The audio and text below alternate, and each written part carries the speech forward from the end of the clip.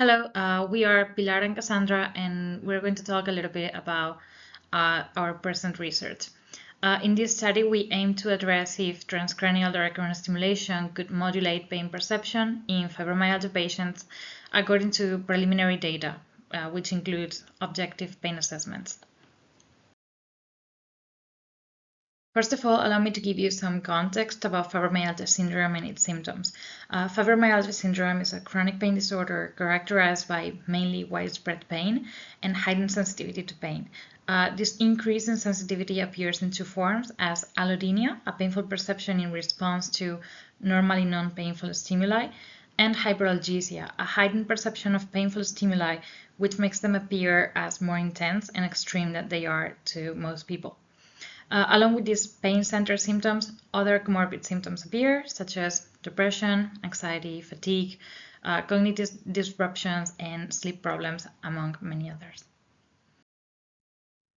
One very common misconception is that fibromyalgia syndrome is a disorder that affects only women.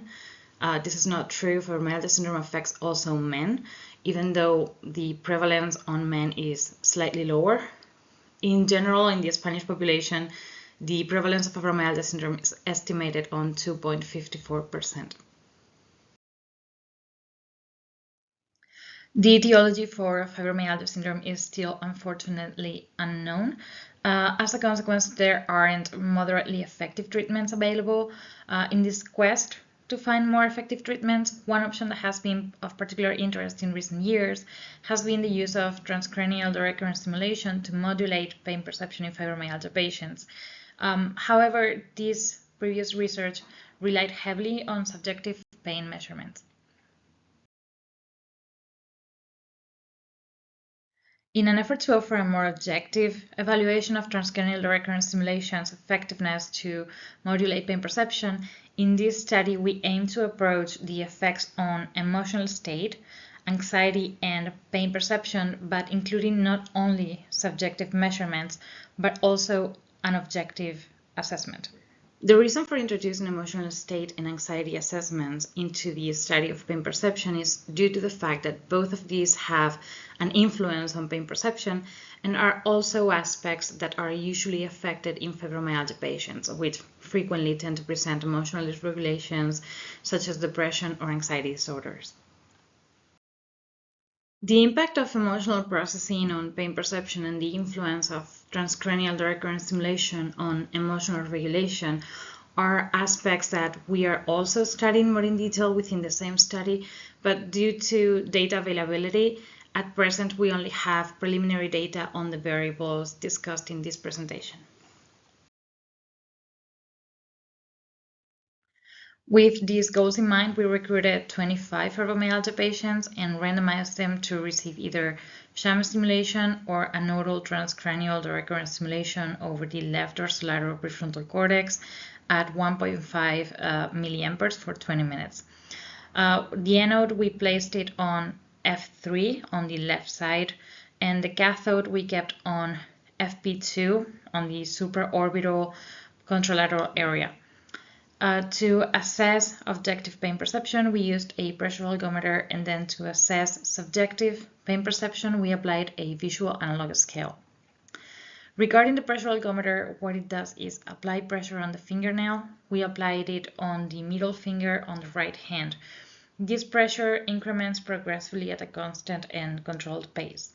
First, before applying the transcranial direct current stimulation, we measured pain threshold and tolerance using the pressure algometer and applied a formula to obtain a fixed moderate pain pressure that then would be applied and evaluated for intensity and unpleasantness using the visual analog scales.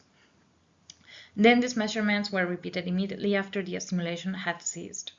These visual analog scales were also used to assess emotional state and anxiety levels. During the experimental protocol, the way this was all put together was first the evaluation of emotional state and anxiety using the visual analog scales. Then we measured pain threshold and tolerance, applied the fixed pain intensity, and evaluated perceived intensity and unpleasantness in response to this fixed stimulus. Then we applied either condition of the transcranial direct current stimulation for 20 minutes, either active transcranial direct current stimulation, or the sham condition. After the stimulation, we measured emotional state and anxiety again and repeated the pain assessment using the same fixed pain intensity that was used prior to the stimulation.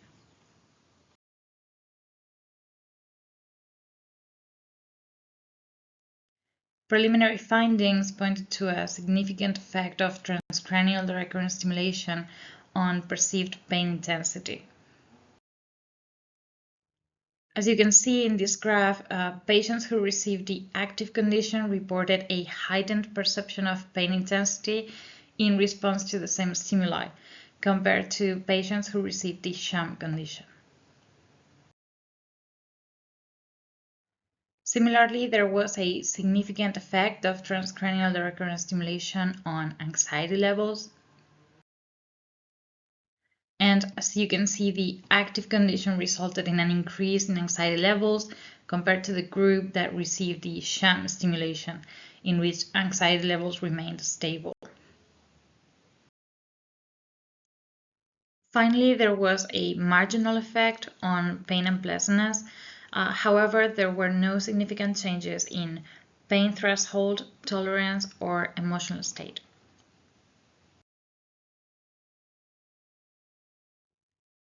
According to these findings, transcranial direct current stimulation over the dorsolateral prefrontal cortex may have the potential to modulate pain perception in fibromyalgia patients.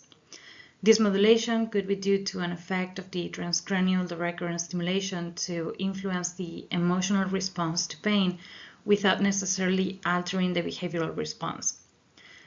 This modulation of the more subjective and emotional aspects of pain leads to believe that emotional processing could be a key element in the future research of pain modulation. In this regard, our study, which is still ongoing, includes neuropsychophysiological techniques that could shed some light on the neural basis of emotional processing and how they interact with pain perception.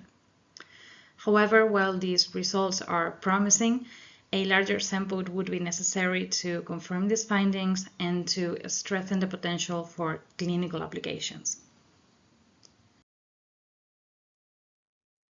This research was supported by a grant from the Regional Ministry of Universities, Research and Innovation of the Government of Andalusia in the field of research and development and innovation.